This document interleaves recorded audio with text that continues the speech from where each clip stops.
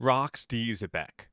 Ever since he was introduced to us in chapter 957 by Sengoku, it has been fairly apparent that his role in the past is integral to the current story in the present. But it has not been until these last few chapters that this has really been shown to us.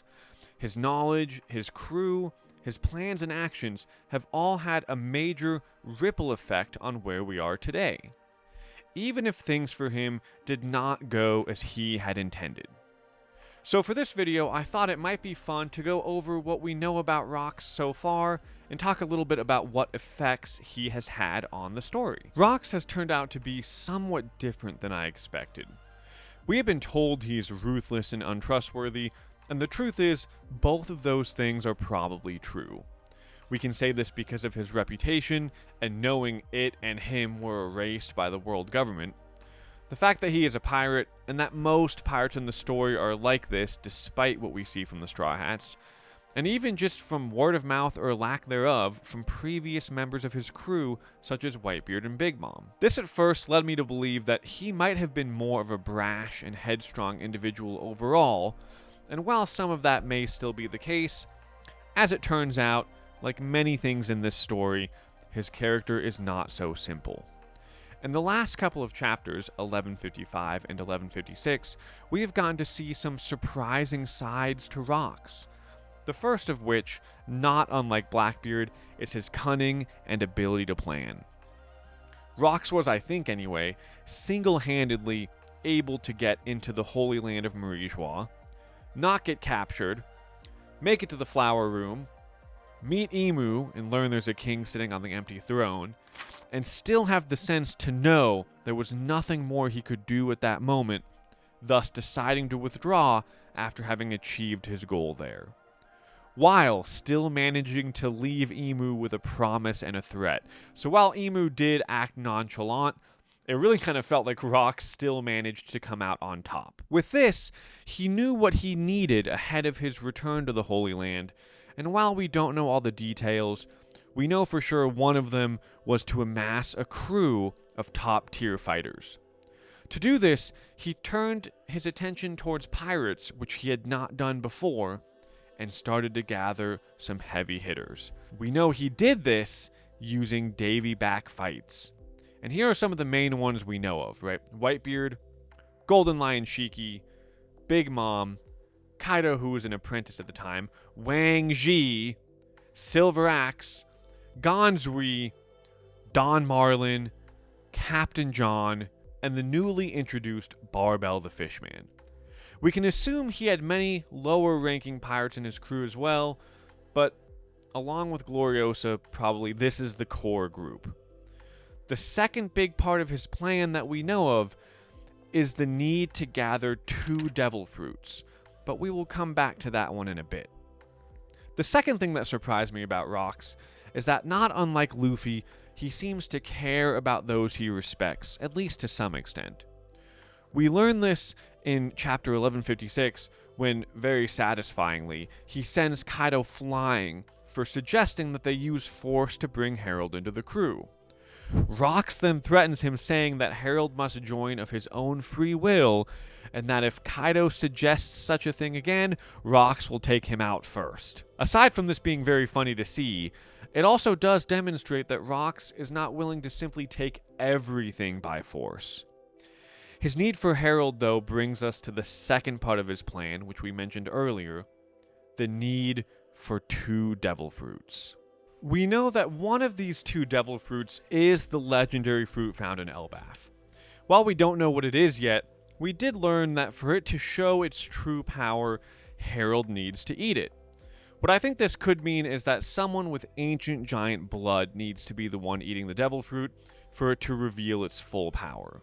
What this means is that if Loki really did eat it, he should have access to that power as well. We know even less about the second devil fruit, but we can make a few guesses about it. The easiest one here is the Yami Yami no Mi, which would also explain why Blackbeard was willing to wait so long to get it, as he would have already known why it is so important. It makes me wonder if somehow its power can be used to help defeat Emu and the Gods Knights in some way, letting it go beyond simply being able to negate other devil fruit powers. We also know from God Valley that at least 2 devil fruits were stolen from Pirate Island: Kaido's dragon fruit and Kuma's paw fruit. Now, we have not reached the God Valley part of the flashback yet, so there is a non-zero chance that one of these was the second fruit Rocks needed, and that he had just not decided who to give it to yet. One reason I could think of for either of these is they would provide a relatively easy way to get a group of people onto or close to the red line in a quick enough fashion to launch a potential surprise attack. Beyond this, I think there is something to be said about just how much discussion happened in 1156 surrounding the want to find the Galara giants, and a lot of focus was given to the potential need to communicate with them too. So it is possible Rocks wanted devil fruits that could allow him to do this in some way. The first example that might work is the Kage Kage no Mi, though we are not sure what kind of memories the reanimated bodies have. If we assume they are not dead but preserved, then maybe the Hiya Hiya no Mi that Kuzan now has could allow someone to defrost the giants in a safe manner and actually bring them back. Whatever they may be, we can be certain that they are 2 very important devil fruits. While we know Rocks' plan does not come to fruition, as we're pretty sure he falls at God Valley, the remainder of his crew went on to leave a huge impact on the world.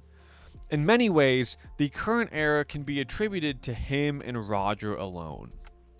More of our current old guard, like the late Whitebeard or Big Mom and Kaido, and even Shiki when he was still active, they all stem from Rocks. This includes Blackbeard and possibly even Buggy too, with so much going around about him being related to Rocks. That would mean almost most or all of the current and past age Yonko came from Rocks, with only Shanks and Luffy as the exception. Even going back to Shiki for a moment, he could have been viewed as an emperor of his time after Rocks, and had he not thrown a temper tantrum and stormed Marineford on his own after Roger turned himself in, the current landscape might not look the same, as it would have been much harder for those like Big Mom and Kaido to come up in the way that they did. It is worth noting that most of the current younger generation, alongside the Straw Hats, such as Kid, Law, and the rest of the Supernova, and even those a little bit older than them like Moria and Crocodile, were all spurred on by Roger. This is how the 2 of them left their mark on the world, even if Rocks himself was erased from history. Rocks felt like a good topic for this video because of how relevant he is in the manga currently, and with just how big of a deal his actions ended up in the story today. So what is your favorite part about Rocks and his part in the flashback so far? Is there something big here I totally missed? Please leave a comment below. I would love to read them. Or just let me know what you thought of this video. I took an approach for it closer to how I run my main channel, which I guess shameless self-plug here.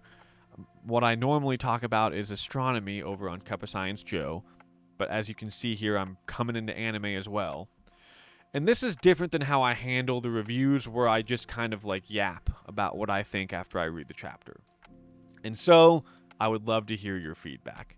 Beyond that, if you enjoyed, please like and subscribe, and I hope you have an excellent rest of your day.